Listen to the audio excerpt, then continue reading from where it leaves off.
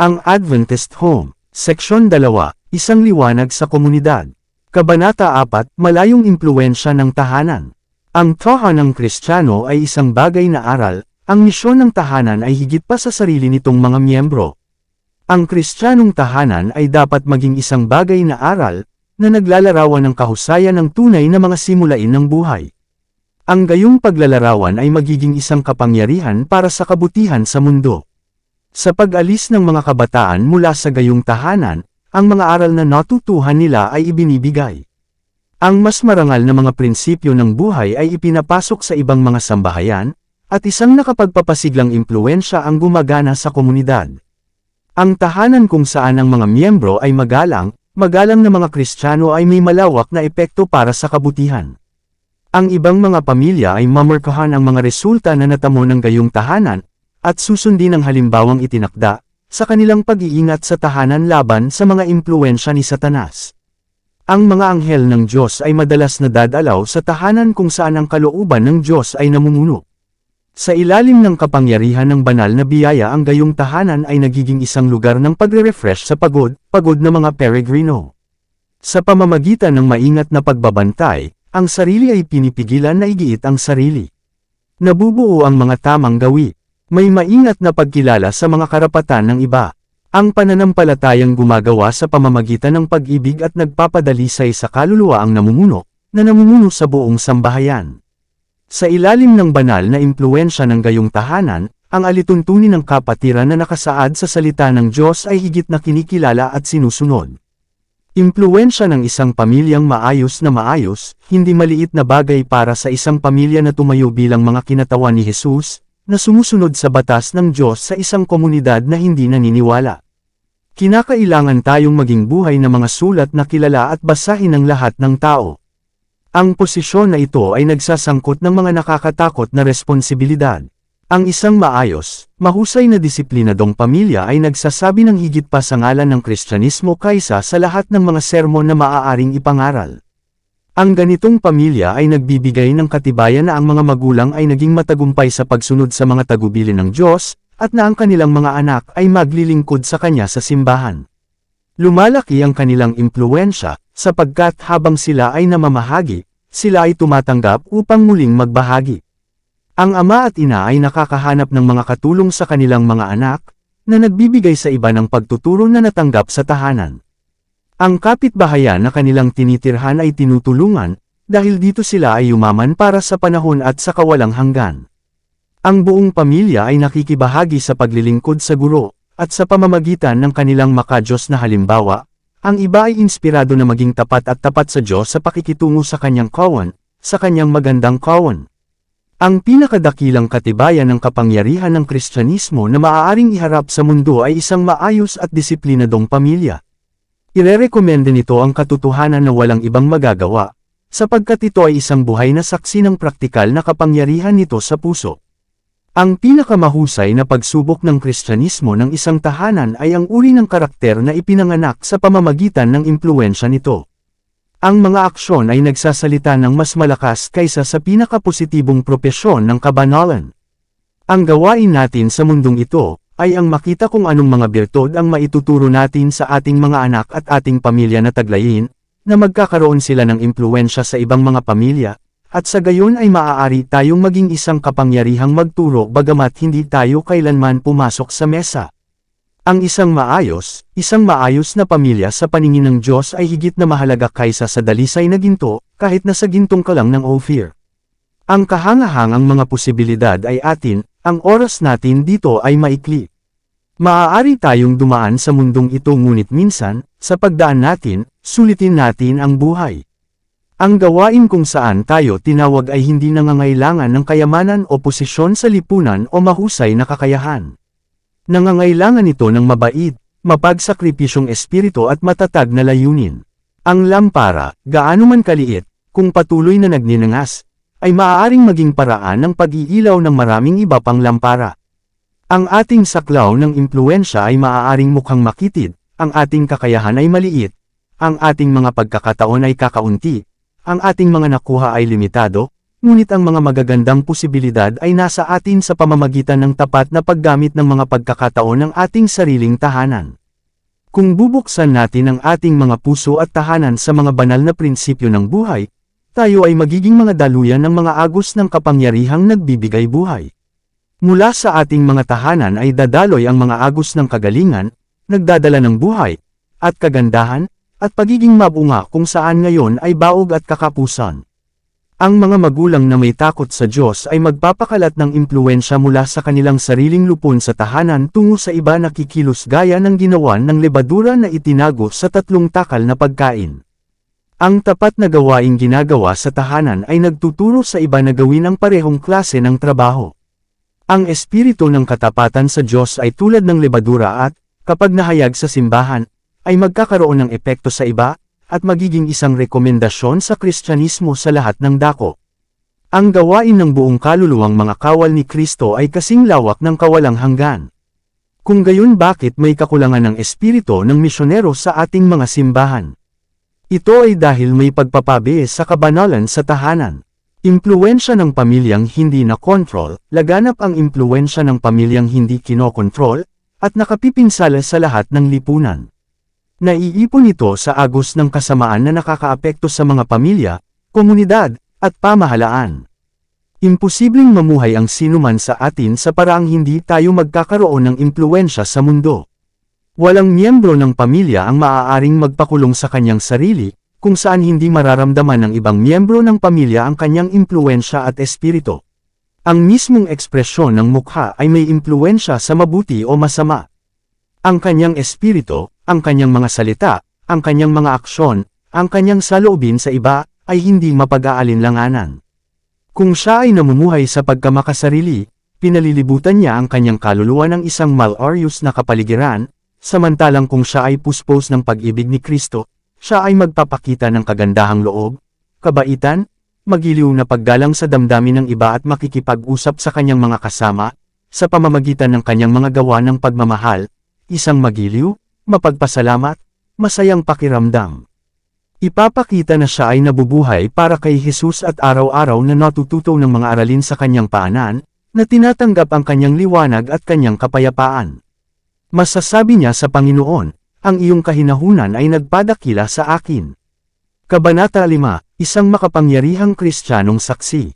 Ang pinakamahusay na mga misyonero ay nagmumula sa mga tahanang Kristiyano. Ang mga misyonero para sa guro ay pinakahanda para sa trabaho sa ibang bansa sa sambahayan ng mga Kristiyano, kung saan ang Diyos ay kinatatakutan, kung saan ang Diyos ay minamahal, kung saan ang Diyos ay sinasamba, kung saan ang katapatan ay naging pangalawang kalikasan, kung saan ang pabaya, walang pag-iingat sa ang mga tungkulin sa tahanan ay hindi pinahihintulutan, kung saan ang tahimik na pakikipag-isa sa Diyos ay tinitingnan bilang mahalaga sa tapat na pagganap ng mga pang-araw-araw na tungkulin.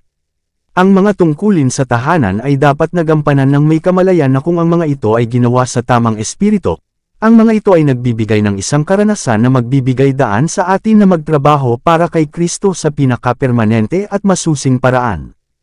O, ano ang hindi maaaring gawin ng isang buhay na Kristiyano sa mga linya ng misyonero sa pamamagitan ng tapat na pagganap ng mga pang-araw-araw na tungkulin, masayang itinaas ang krus, hindi pinababayaan ang anumang gawain, gaano man hindi nais sa natural na damdamin.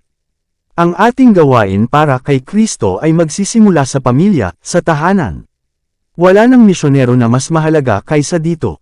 Sa pamamagitan ng marami ang larangang ito ng tahanan ay kaiyahiyang napabayan, at panahon na para iharap ang mga banal na mapagkukunan at mga lunas, upang ang kalagayang ito ng kasamaan ay maituwid.